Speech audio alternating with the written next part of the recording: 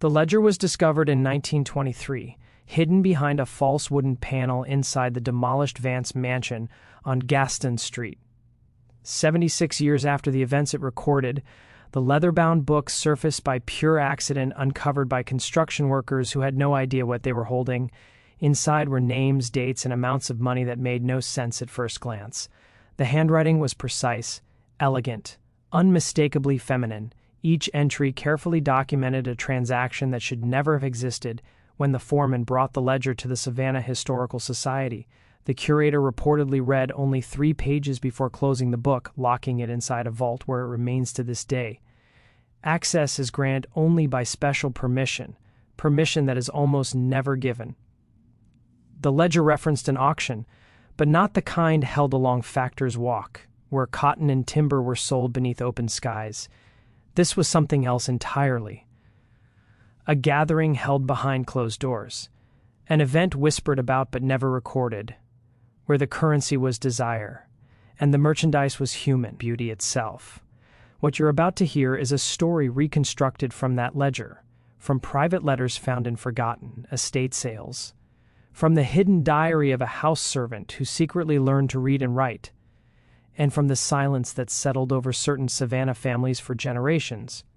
Before we continue, if you're drawn to dark historical mysteries like this, stories that powerful people tried to erase, make sure to subscribe to Vintage Chains and hit the notification bell so you don't miss what comes next. And tell me in the comments, which country are you watching from? These stories didn't just happen somewhere far away.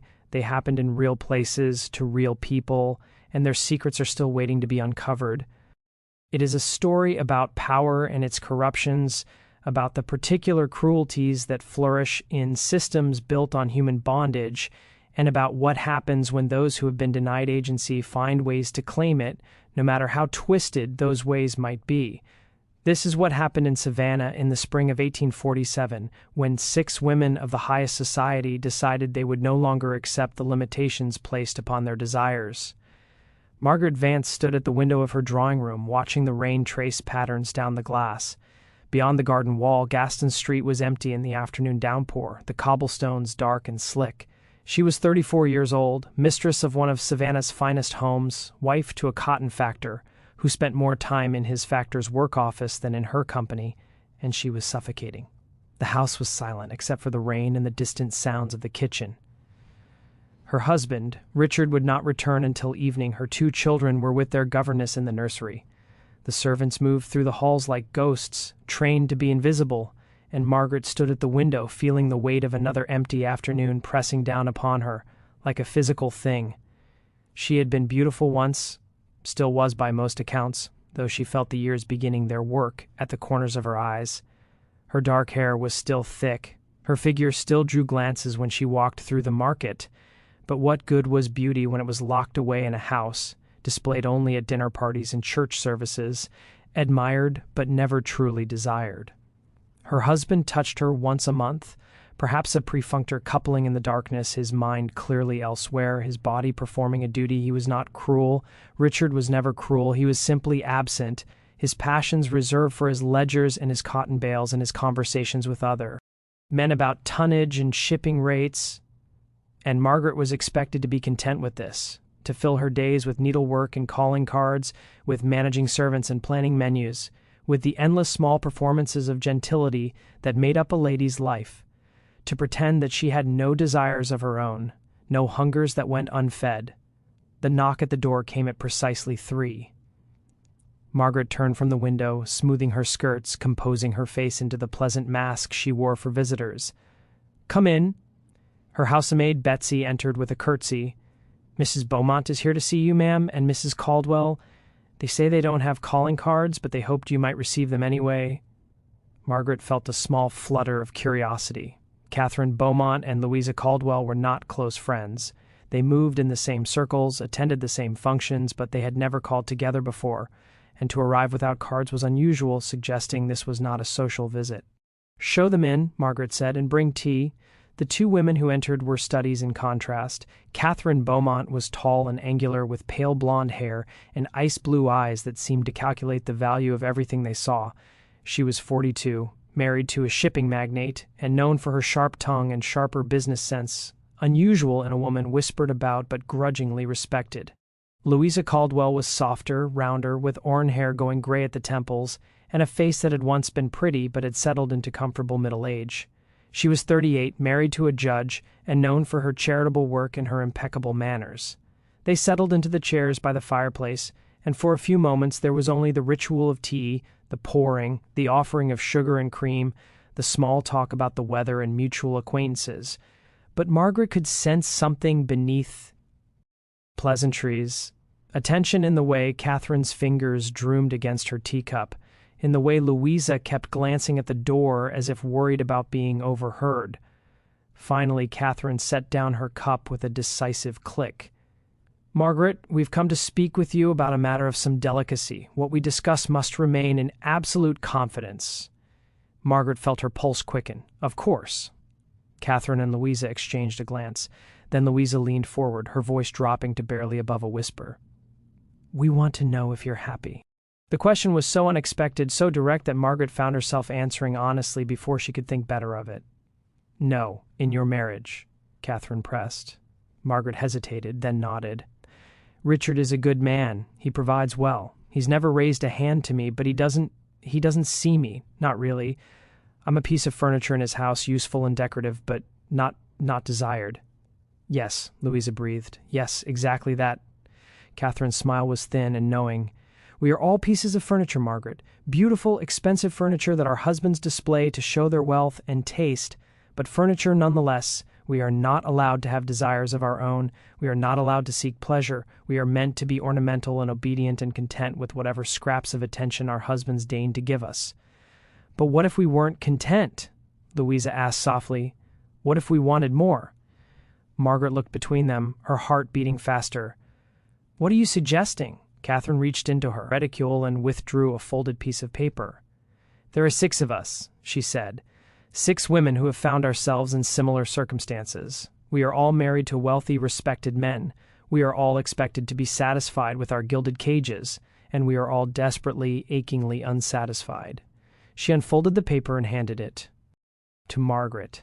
It was a list of names written in Catherine's precise hand.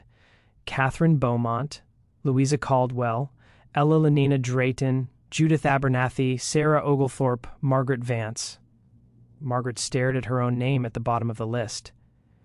"You've already included me. We've been watching you," Catherine said bluntly. "At the Havisham ball last month, when your husband spent the entire evening discussing tariffs with Judge Caldwell and barely spoke to you. At the church social, when you stood alone by the refreshment table while Richard talked politics. We've seen the way you look at him hoping for a glance, a word, anything. And we've seen the way he doesn't look back. It should have felt invasive. This revelation that she had been observed, studied. Instead, Margaret felt a strange relief. She was not alone in her misery. She was not the only one who felt invisible. "What do you want from me?" she asked. Louisa glanced at Catherine, who nodded. "We want to create something," Louisa said carefully, "an arrangement that would allow us to experience what our husbands deny us, to feel desired, to exercise choice, to have for once in our lives, something that is ours and ours alone." "An affair?" Margaret whispered, shocked. "No," Catherine said firmly. "Affairs are dangerous. They involve emotions, complications, the risk of genuine attachment. They require secrecy with men who might talk, who might use our indiscretions against us. We would be ruined if discovered, and we would have no power in the situation. No, what we're proposing is something different, something where we maintain complete control." She leaned forward, her eyes glittering. "We're proposing an auction, Margaret, a private auction held in a secure location where we 6 women will bid on something precious and beautiful, something that belongs to us by law, that cannot refuse us, that cannot expose us without exposing themselves to far worse consequences." Understanding dawned slowly, horribly. Margaret felt her stomach turn. "You're talking about slaves." "We're talking about men," Catherine corrected. "Beautiful men, young, strong, carefully selected, men who will be ours to do with as we please, with no risk of scandal, no possibility of refusal. We will bid on them, purchase them, and they will serve us in whatever capacity we desire." Margaret struggled for words. "That's monstrous, is it?" Catherine's voice was cold. We already own them, Margaret. Our husbands own dozens of slaves. Field hands, house servants, stable boys. They are property under the law. What we're proposing is simply a different use for that property, a use that serves our needs instead of our husbands. But to use them in that way, Margaret felt sick. To force them, they're forced every day, Louisa said quietly, forced to work, forced to obey, forced to endure whatever their masters demand. At least in this arrangement, they would be well-treated, fed well, clothed well, given comfortable quarters. They would serve in a house instead of breaking their backs in the fields. Some might even consider it a mercy. You don't believe that? Margaret said. Louisa looked away. No, she admitted, but I believe that we deserve something for ourselves. I believe that we have been denied and diminished and made to feel worthless for so long that we have earned the right to take something back, even if it's wrong, even if it's cruel. Because the cruelty we endure every day, the slow, grinding cruelty of being treated as less than human ourselves, that cruelty has to go somewhere. The room was silent, except for the rain. Margaret looked at the list of names again, at her own name written in Catherine's confident hand. She thought about Richard, about the way he looked through her as if she were glass. She thought about empty years stretching ahead, about growing old in this beautiful house, surrounded by beautiful things and never once feeling truly alive. How would it work? She heard herself ask. Catherine's smile was triumphant. We've already begun the arrangements. Eleanor Drayton's husband is traveling to Charleston next month for business. He'll be gone for 3 weeks. Her estate has a carriage house that's been converted to guest quarters, private, secure, accessible only through the garden. We'll hold the auction there. And the men, Margaret asked, where will they come from? That's where Judith Abernathy comes in, Catherine said. Her husband owns a slave trading company. She has access to the manifests, to the records of every slave that comes through Savannah. She'll select 6 men, young, healthy, aesthetically pleasing men who have no families here, no connections that would be noticed if they disappeared from the regular labor pool. Men who can be quietly transferred to our ownership without raising questions. Our husbands will notice new slaves in the household, Margaret objected. Not if they're kept separate, Louisa said. Each of us has property that our husbands rarely visit. Catherine has the summer house on Tybee Island. I have my late mother's cottage on the edge of town. Elenina has the carriage house. You have the old overseer's cabin on your husband's plantation, the one that hasn't been used since he hired the new overseer who lives in town. We can keep them there, visit them when we choose, and our husbands will never know. It was all so carefully planned, so thoroughly thought through. Margaret realized this conversation was not a proposal. It was a recruitment. The decision had already been made. She was simply being invited to join. And if I refuse, she asked, Catherine's expression didn't change, then we'll find someone else. But we'd prefer you, Margaret. You're discreet, intelligent, and you understand what it means to be invisible. You won't be careless. You won't let emotion cloud your judgment. And you have the resources to participate fully. Participate fully, Margaret repeated. You mean bid? The auction will be conducted with real money, Catherine explained. Each woman will bid on the man she wants. The highest bidder wins. The money will go into a collective fund that we'll use to maintain the arrangement, to pay for the men's upkeep, to ensure their silence, to handle any complications that might arise. It's a business transaction, Margaret. Clean, simple, controlled. Nothing about this was clean or simple, but Margaret found herself nodding anyway, found herself saying yes, found herself becoming complicit in something she knew was deeply, fundamentally wrong because Louisa was right. The cruelty they endured had to go somewhere, and if they could not strike back at the men who diminished them, they would strike at those even more powerless than themselves. That was how it worked. Margaret understood now. That was how cruelty perpetuated itself, flowing downward, always seeking someone weaker to bear its weight. She took the list and added her signature beneath her name. Judith Abernathy stood in the warehouse on Factor's Walk, watching the new arrivals being processed. The space was cavernous and dim, lit by shafts of sunlight that fell through high windows, illuminating dust motes in the faces of frightened men and women who had just endured the nightmare of the Middle Passage. Her husband Thomas owned 3 ships that ran the triangle trade, manufactured goods to Africa, enslaved people to America, cotton and tobacco back to Europe. It was a lucrative business, and Thomas was very good at it. Judith had learned over 15 years of marriage, a man who saw human beings as nothing more than invent. She had accompanied him to the warehouse today under the pretense of selecting a new housemaid. Thomas had been pleased by her interest in household management, had praised her for taking an active role in such matters. He had no idea what she was really looking for. "These came in yesterday," the overseer was saying, gesturing to a group of men chained together along the far wall. "Mostly field hands, strong backs. We'll sell them at the public auction next week. Are there any house servants?" Judith asked, keeping her voice light and disinterested. "I need someone refined, someone who can be trained for indoor work." The overseer scratched his chin. "Got a few that might suit. There's a young fellow over there, name of Thomas. Came from a Virginia estate already trained. His master died and the widow sold off the household staff." Judith followed his gesture to a young man sitting apart from the others. He was perhaps 25, with dark skin and features that would have been called handsome by any standard. His clothes, though worn, were of better quality than the others, a sign that he had indeed been a house servant. He sat with his back straight, his hands folded in his lap, his eyes fixed on the floor. "May I speak with him?" Judith asked. The overseer shrugged. "If you like, ma'am. But he's not for sale separately. He's part of a lot that's already been claimed by the Hutchinson Plantation." Judith felt a flicker of frustration. Surely an exception could be made for the right price. "Well, now that would be up to Mr. Abernathy, ma'am. He handles all the transactions." "Of course," Judith said smoothly. "I'll speak with my husband." She moved through the warehouse, studying the men with a critical eye that made her feel sick, even as she employed it. She was looking for specific qualities: youth, physical beauty, a certain bearing that suggested intelligence and adaptability, N, who could be trained, who could be controlled, who could serve the purpose Catherine had outlined. It was monstrous work. But Judith had learned long ago that survival in her world required a certain capacity for monstrosity. She found 3 more possibilities. A man named Samuel, perhaps 30, with striking features and a quiet dignity despite his chains.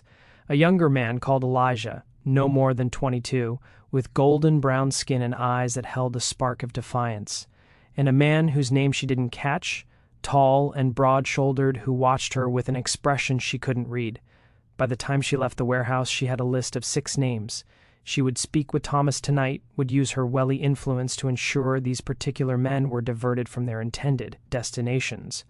It would require careful manipulation, but Judith had become an expert in managing her husband's decisions while making him believe they were his own. That evening, in the privacy of their bedroom, she broached the subject carefully. "Thomas, I've been thinking about the household staff. We could use more men for the heavy work. Moving furniture, maintaining the grounds. I saw several at the warehouse today who might be suitable." Thomas was already half asleep, exhausted from a day of business. M talked to the overseer. "Get whoever you need. Some of them are already allocated to other buyers," Judith pressed. "I would need your authorization to redirect them." Fine. Write up what you want and I'll sign it in the morning." It was that easy. The next day, Judith presented him with a document authorizing the purchase of 6 male slaves for household use, listing their names and the prices she'd negotiated. Thomas signed without reading it carefully, trusting his wife to manage such domestic details. Within a week, all 6 men had been quietly transferred to a holding facility that Catherine had arranged, a small farm outside Savannah, owned by a distant cousin, who asked no questions as long as he was paid. The women met there on a gray afternoon, ostensibly for a charitable visit to inspect conditions for the enslaved workers. In reality, they had come to see what they had purchased. The 6 men stood in a line in the barn, confusion and fear evident on their faces. They had been cleaned, given new clothes, and told only that they were being evaluated for special household positions. They did not yet understand what was really happening. Margaret stood with the other women, her stomach churning as she studied the men. They were indeed handsome. That had been the primary criterion for selection, but they were also human beings with thoughts and feelings and lives that had been stolen from them. And now those lives were being stolen again in a different way. "They'll do," Catherine said crisply, walking down the line like a general inspecting troops. "Judith, you've done well. These are exactly what we need." "What happens now?" Elenina Drayton asked. She was the youngest of the group, only 28, with dark hair and a nervous manner. Her husband was twice her age, a plantation owner who treated her like a child. "Now we prepare them," Catherine said. "They need to understand their situation, their duties, and the consequences of disobedience. They need to be trained." "Trained?" Sarah Oglethorpe's voice was faint. She was 35, pale and thin, married to a banker who had not touched her in 3 years. To serve us, Catherine said impatiently, to be pleasing, obedient, discreet. This isn't complicated, ladies, they're slaves. Training them is what one does. But it was complicated, Margaret thought. It was deeply, horribly complicated, because what they were training these men for was not ordinary service. They were training them to be objects of desire, to perform. Intimacy without consent, to pretend to want what they could not refuse. It was rape. That was the word Margaret's mind shied away from, but it was the truth. What they were planning was rape, dressed up in the language of ownership and property rights, and yet she did not walk away. None of them did. Over the next 3 weeks, the women visited the farm regularly, always in pairs, always with the excuse of charitable work. They spoke with the men, assessed their temperaments, began the process of conditioning them to their new roles. Thomas, the house servant from Virginia, was quiet and watchful. He answered questions politely, performed tasks efficiently, and revealed nothing of his inner thoughts. Samuel was older, more resigned.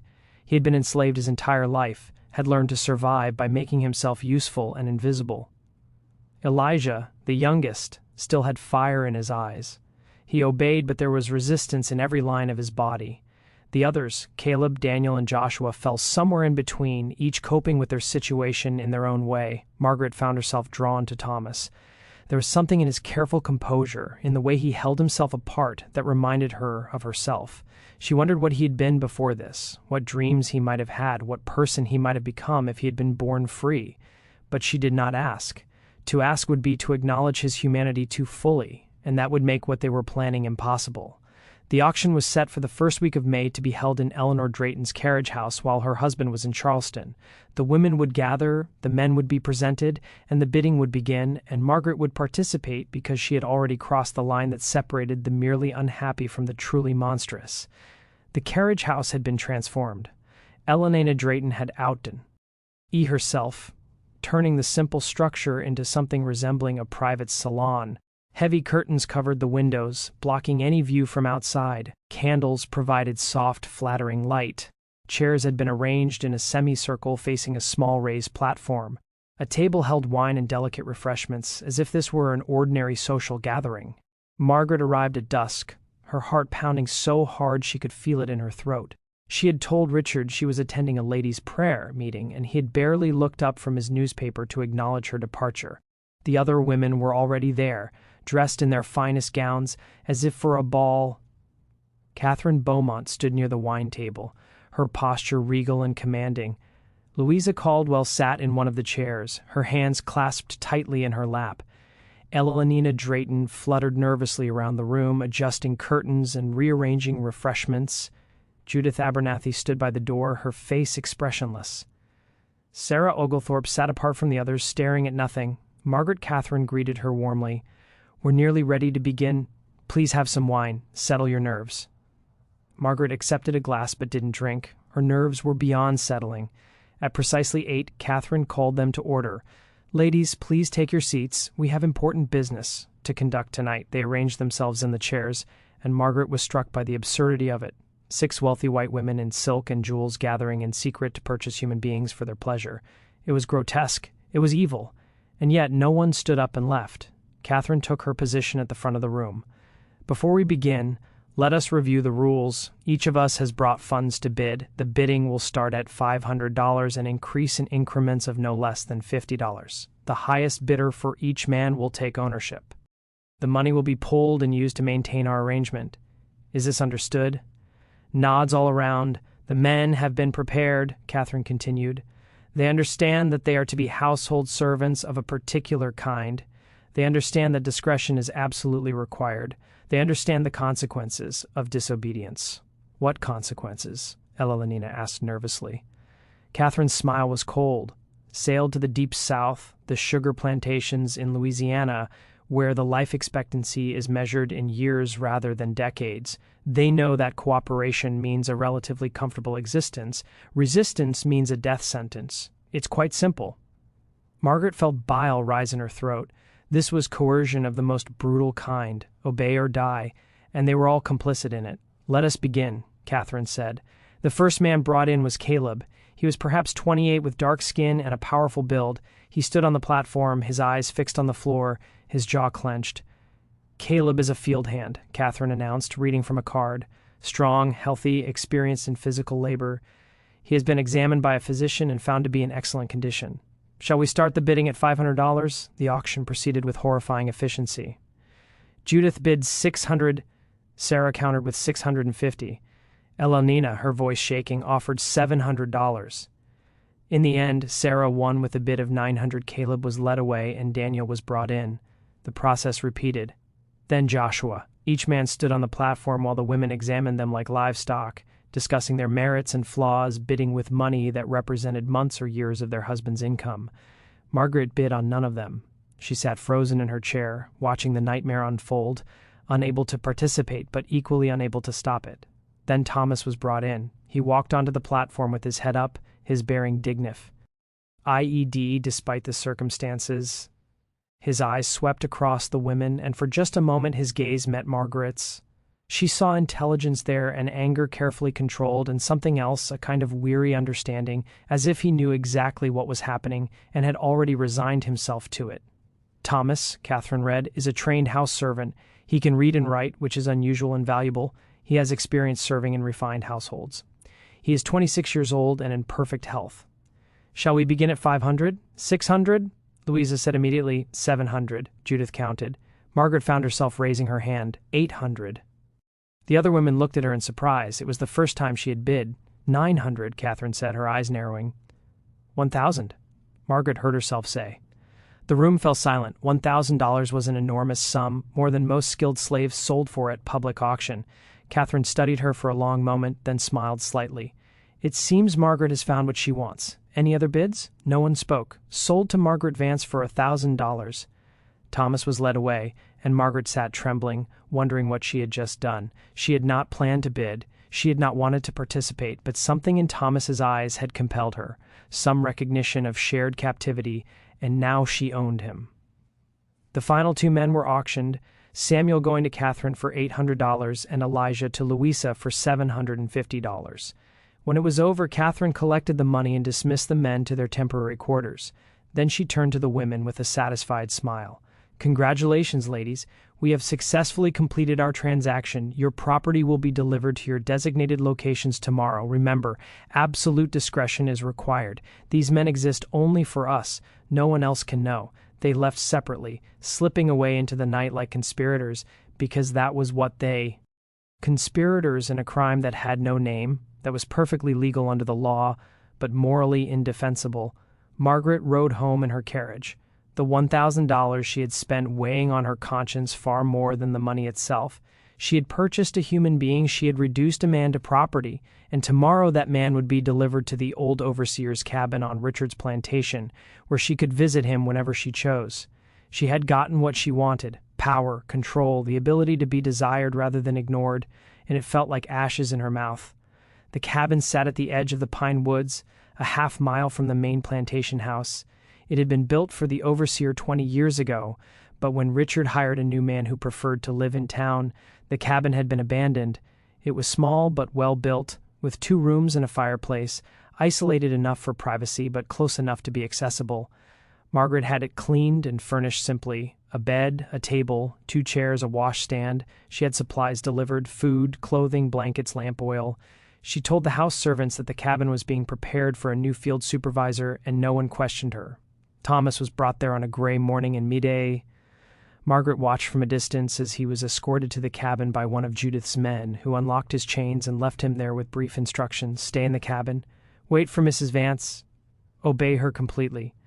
Then Margaret was alone with the knowledge of what she had done.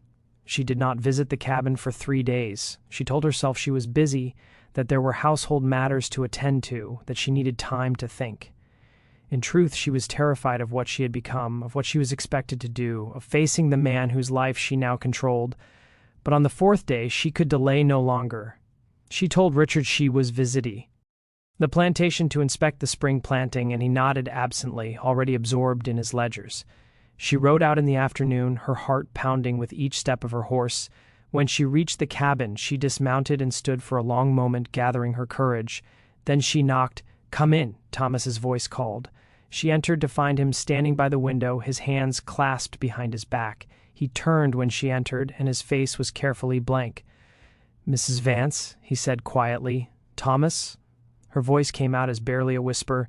They stood looking at each other, and Margaret felt the full weight of the power imbalance between them. She could order him to do anything, and he would have to obey or face consequences too terrible to contemplate. He had no choice, no agency, no escape, and she had put him in this position. "I don't know how to do this," she said finally, the words tumbling out. "I don't know what I'm supposed to say or do. I don't know why I bid on you. I don't know what I want." Thomas's expression didn't change. "You want what the others want. I expect what white women always want from men like me, something you can't have from your husband, something forbidden." His voice was level, but there was an edge to it, a carefully controlled anger. "I'm not like the others," Margaret protested weakly. "Aren't you?" Thomas moved away from the window, and Margaret had to resist the urge to step back. "You paid $1,000 for me, Mrs. Vance. You own me. You can do whatever you want with me, and I have no say in the matter. That makes you exactly like the others. I won't force you," Margaret said desperately. "I won't make you do anything you don't want to do." Thomas laughed a bitter sound. "I don't want to be here at all, Mrs. Vance. I don't want to be enslaved. I don't want to be property. I don't want to be at the mercy of people who see me as less than human. But I don't have a choice about any of that, do I?" Margaret felt tears prick her eyes. "No, you don't, and I'm sorry." "I'm so sorry. You're sorry doesn't change anything." Thomas turned back to the window. "You want to know what you're supposed to do? You're supposed to use me however you see fit. That's what I'm here for. That's what you paid for." "I can't," Margaret whispered. "Then why am I here?" It was a question she couldn't answer. She stood in the cabin facing the man she had purchased and realized she had made a terrible mistake. She had thought that owning someone would give her power, would make her feel less invisible, less diminished. Instead, she felt smaller than ever, crushed under the weight of her own cruelty. "I'll make sure you're comfortable," she said finally. "I'll bring you books if you'd like, better food, anything you need." "I need my freedom," Thomas said flatly. "I can't give you that. Then you can't give me anything that matters." Margaret left the cabin feeling worse than when she had arrived. She had thought she understood what she was doing, but she had been fooling herself. There was no way to make this arrangement acceptable, no way to soften its fundamental evil, but she could not undo it. Thomas was her property now, registered in her name, his fate tied to hers. If she tried to free him, questions would be asked, the other women would be exposed, and Thomas himself would likely be recaptured and sold south, his punishment for being part of an arrangement he had never chosen. She was trapped by her own actions, and so was he. Over the following weeks, Margaret visited the cabin regularly, bringing supplies and trying to establish some kind of relationship that was less monstrous than the one they had been forced into. She brought Thomas books from her own library, volumes of poetry, history, philosophy. She brought him better food than the standard rations. She asked him about his life before, and slowly, reluctantly, he began to tell her. He had been born free in Philadelphia, the son of a freed slave and a white seamstress. He had been educated, had learned to read and write, had worked as a clerk in a shipping office. Then, when he was 22, he had been kidnapped by slave catchers who forged papers claiming he was a runaway. He'd been sold south, his protests ignored, his freedom stolen. For 4 years, he had been enslaved in Virginia, serving in a household where he was valued for his education and his ability to manage accounts. When his master died, he had hoped the widow might free him, might acknowledge the injustice of his enslavement. Instead, she had sold him to pay her debts. And now he was here in a cabin in Georgia, owned by a woman who claimed to be sorry but who had still purchased him like livestock. "Why did you bid on me?" he asked one afternoon when Margaret had brought him a new book. She considered the question carefully. "Because you looked at me," she said finally. "During the auction you looked at me and I saw that you understood. You knew what it felt like to be invisible, to be treated as less than human. And I thought maybe we could understand each other. Understanding doesn't change the fact that you own me," Thomas said. "No," Margaret agreed. "It doesn't, but maybe it means I won't use that ownership the way the others will." "The others," Thomas repeated. "The other women? What are they doing with the men they bought?" Margaret looked away. "I don't know. We don't discuss it. But that was a lie. The women met regularly, ostensibly for their prayer group, and they talked. They talked about their purchases with a mixture of satisfaction and shame, describing their visits to the cabins and cottages where they kept their property." Catherine was coldly pragmatic. About it. Samuel served her exactly as she demanded, and she rewarded his obedience with better treatment. "It was a transaction," she said, "no different from any other." Louisa was more conflicted. She visited Elijah often, but seemed unable to actually consummate the arrangement. She brought him gifts, talked to him for hours, and then left without touching him. The other women mocked her gently for her weakness. Elena had thrown herself into the arrangement with an almost desperate enthusiasm, visiting her cabin 3 or 4 times a week. She spoke of Daniel with a possessiveness that made Margaret uncomfortable. Judith was silent about her activities, and no one pressed her. Sarah had stopped coming to the meetings when Catherine sent a note inquiring about her welfare. Sarah replied that she was unwell and needed time to recover, and Margaret continued her visits to Thomas, bringing books and food and conversation, trying to create something that was less horrible than what they had been forced into and failing utterly because there was no way to make it less horrible. The fundamental fact remained: she owned him, and everything that passed between them was poisoned by that ownership. The first sign that something was wrong came in late June when Sarah Oglethorpe's body was found in the Savannah River. The official story was that she had fallen from the dock while taking an evening walk, struck her head, and drowned. It was a tragedy, the newspaper said, a terrible accident that had taken a beloved member of Savannah society. But the 5 remaining women knew better. They gathered at Catherine's house the day after the funeral, their faces pale and drawn. "She killed herself," Louisa said flatly. "She couldn't live with what we'd done." "We don't know that," Eleanor protested. "It could have been an accident." "She left a note," Judith said quietly. "Her maid found it and brought it to me before anyone else could see it. She knew I would understand." "What did it say?" Margaret asked. Judith reached into her reticule and withdrew a folded piece of paper. She read aloud. "I cannot bear the weight of what I have become.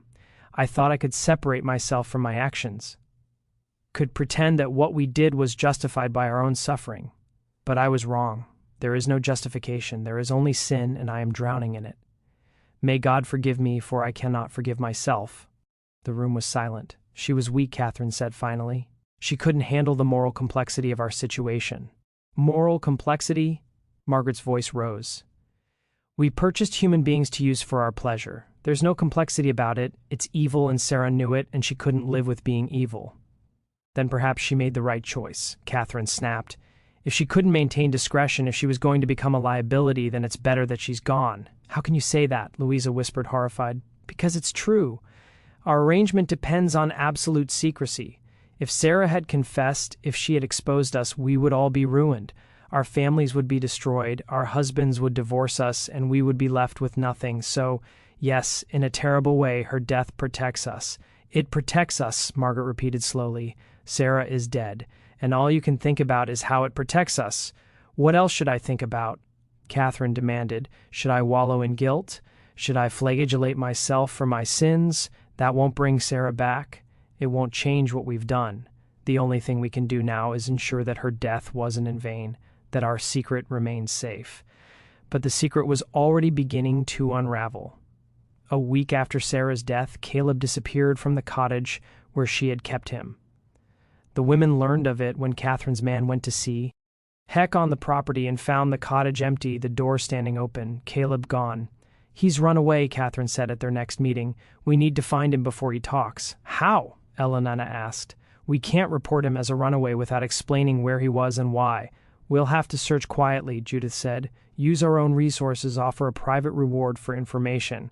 But Caleb was not found. He had vanished into the network of free black communities and underground railroad stations that existed even in the Deep South, helped by people who asked no questions about where he had come from or what he had endured. His disappearance terrified the women. If he talked, if he told anyone about the auction and the arrangement, they would be exposed. And while the law might not punish them for what they had done to enslaved men, society would. They would be ostracized, ruined, their families destroyed by scandal. The meetings became tense, filled with accusations and paranoia. Catherine blamed Judith for not securing Caleb properly. Judith blamed Sarah for creating instability with her suicide. Elena blamed everyone for getting her involved in the first place, and Margaret sat silent, wondering when it would all come crashing down. The answer came in August when Louisa Caldwell's husband discovered Elijah in the cottage. Judge Caldwell had decided to surprise his wife with a visit to her late mother's property, thinking he might inspect it with an eye towards selling. He arrived unannounced and found Elijah there, well-fed and well-locked, living in comfort that was unusual for an enslaved person. Louisa tried to explain it away, said she had taken pity on the young man, had given him light duties maintaining the property. But Judge Caldwell was not a fool. He saw the way Elijah looked at his wife, saw the fear in Louisa's eyes, and he understood. He did not confront her immediately. Instead, he began investigating, asking quiet questions, examining records, and slowly, piece by piece, he uncovered the truth. The women learned of it when Catherine received a visit from Judge Caldwell in early September. He came to her house, was shown into her drawing room, and presented her with a ledger, the same ledger that would be found 76 years later behind a false panel. "I know what you've done," he said simply, "all of you. The auction, the purchases, the arrangement. I have documentation. I have testimony from the men you purchased. I have enough evidence to destroy every family involved." Catherine's face went white. "What do you want?" "I want it ended," Judge Caldwell said. "Immediately the men will be sold legitimately through proper channels to buyers far from Savannah. You will never speak of this again, and you will pray that I choose to keep your secret. And if we refuse," Catherine asked, though her voice shook, "then I will expose you. I will bring charges. I will ensure that every detail of your depravity is made public. Your husbands will divorce you. Your children will be taken from you. You will be cast out of society and left with nothing."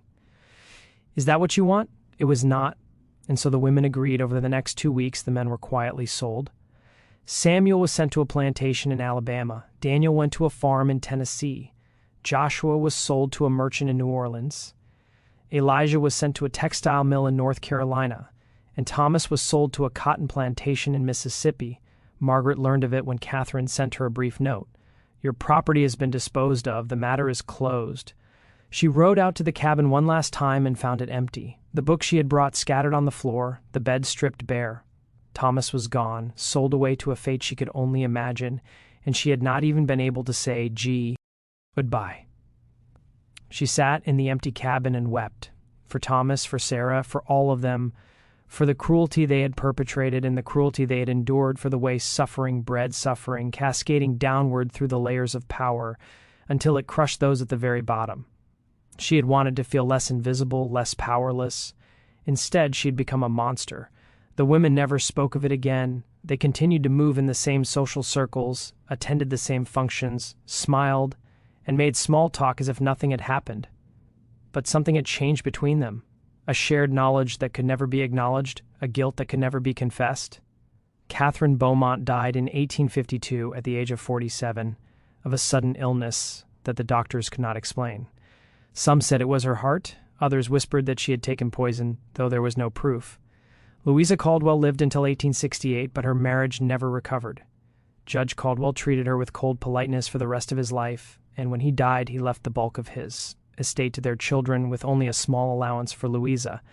Eleanor Drayton's husband divorced her in 1850, citing irreconcilable differences.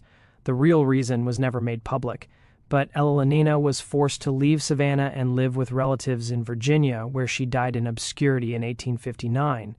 Judith Abernathy became a recluse after her husband's death in 1855. She lived alone in their house on Gaston Street, seeing no one, speaking to no one until her own death in 1863. And Margaret Vance continued her life as if nothing had happened. She raised her children, managed her household, and played the role of the perfect wife. Richard never knew what she had done, never suspected the darkness that lived in her heart, but she knew, and the knowledge haunted her for the rest of her life. She thought often of Thomas, wondered what had become of him, whether he had survived the brutal conditions of the Mississippi cotton plantations. She imagined him sometimes still alive, still enduring, carrying the memory of what had been done to him. She hoped he had escaped, had found his way north to freedom, but she knew the odds were against it. In 1865, when the war ended and slavery was abolished, Margaret was 52 years old. She read the news of emancipation with a mixture of relief and despair. The system that had enabled her crime was finally ending. But it was too late for Thomas, too late for all the men whose lives they had destroyed. She lived until 1878, dying at the age of 65. In her final days, delirious with fever, she spoke Thomas's name over and over, begging for forgiveness that would never come. The ledger remained hidden in her house, a record of sins that no one wanted to acknowledge. When the house was demolished in 1923, the construction workers who found it could not understand what they were reading. The entries made no sense. Women's names, men's names, sums of money, dates, and locations. The curator who locked it away understood. But he chose silence, chose to protect the reputations of families who still lived in Savannah, chose to bury the truth rather than expose it, because that was how such things were handled. The crimes of the powerful were hidden, forgotten, erased from history. And the victims, the men who had been bought and sold and used and discarded, they disappeared without a trace, their stories lost, their suffering unrecorded except in that ledger, locked away in a vault, waiting for someone brave enough to read it and tell the truth. The ledger contained 73 pages of entries written in Catherine Beaumont's precise hand.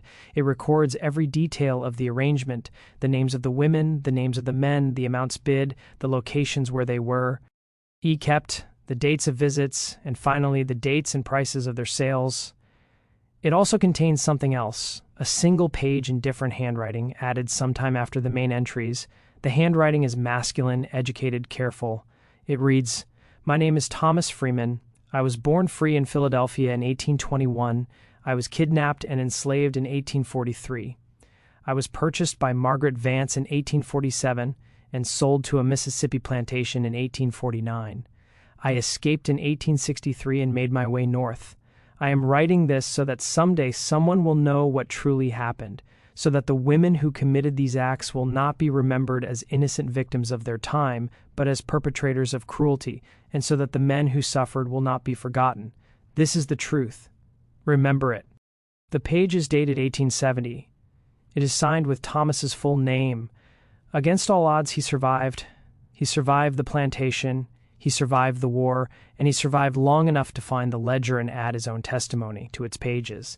What became of him afterward, no one knows. There is no record of a Thomas Freeman in Philadelphia, nor anywhere else in the North after 1870. He vanished into history, his fate unresolved, but his words remain, sealed inside a vault in Savannah, bearing witness to what occurred in the spring of 1847, when 6 women made a decision that would stain generations. 6 women who believed their suffering justified inflicting suffering on others. The ledger is still there, still intact, still accessible to those who ask, but few ever do, because the truth it contains is deeply uncomfortable. It challenges the stories we prefer to tell ourselves about the past. We want to believe the women of that era were powerless, that they were only victims of a patriarchal system, that they had no agency and therefore no responsibility. The ledger tells a different story. It reveals women who possess power, limited power, constrained power, but power nonetheless, and who chose not to resist the system that oppressed them, but to exploit those even more vulnerable. It tells a story of how cruelty flows downward, of how the oppressed can become oppressors when given the opportunity, of how suffering does not always ennoble but often corrodes. This is not an easy story to hear, but it is a necessary one, because the only way to prevent such horrors from repeating is to acknowledge that they happened at all, to confront the darkness in our history and in ourselves without turning away, to recognize that evil is not limited to one gender, one class, or one role, but emerges wherever power exists without accountability. The ledger waits in its vault, holding its secrets, holding its truth, waiting for someone brave enough to read it.